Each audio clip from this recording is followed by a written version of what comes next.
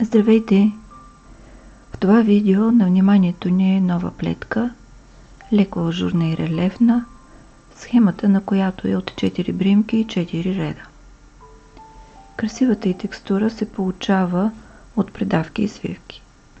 Свивките са в опаковата част и са една бримка от 3, а придавките са дълги бримки в лицевата част. На мострата броят бримки е кратен на 4 плюс 1 за симетрия и плюс 2 крайни. Започваме от опаковата страна.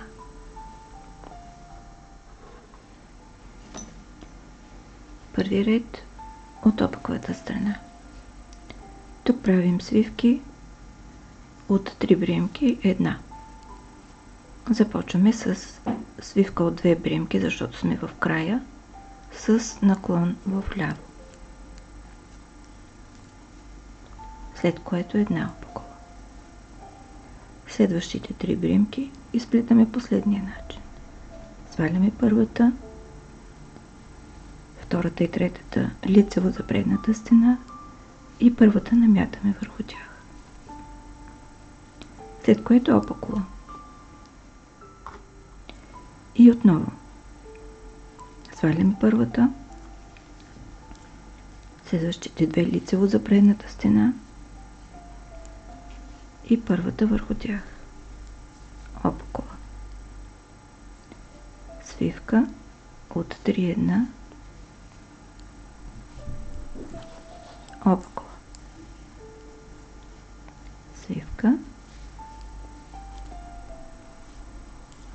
Опакова. Свивка, опакова.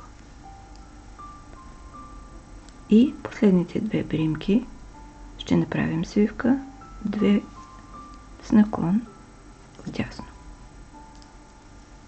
Крайна бримка. Вторият ред е от лицевата страна.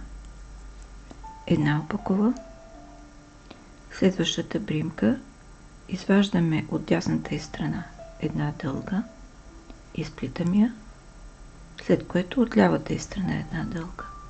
Бримките ги извадихме 2 реда по-надолу. Една опакова, 2 реда по-надолу изваждаме бримка, лицева, изваждаме втора. Опакова. Изваждаме бримка, лицева, изваждаме втора. Опакова.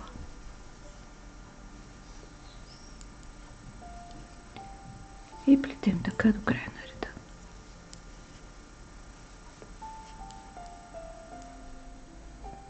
Трети ред от опаковата страна.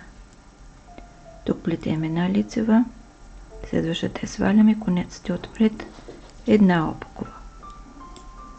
Свалена, лицева, свалена, опакова, свалена, лицева, свалена, опакова.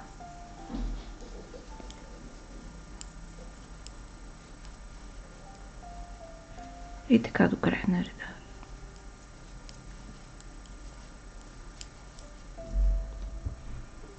Четвърти последен ред от лицевата страна. Тук плетем една опакова от долния ред,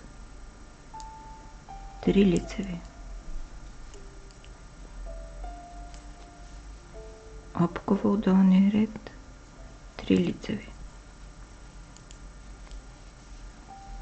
опакова, 3 лицеви. И така до края на реда.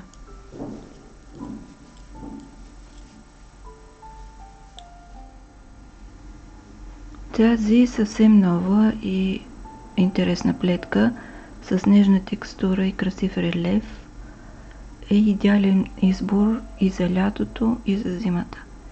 Изглежда красиво и с тънка и с дебела прежда. Горещо ви я препоръчвам.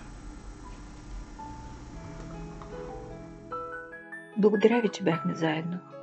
Ако харесвате това видео, натиснете бутон лайк. Абонирайте се за канала и за известията, за да гледате всички мои видеа.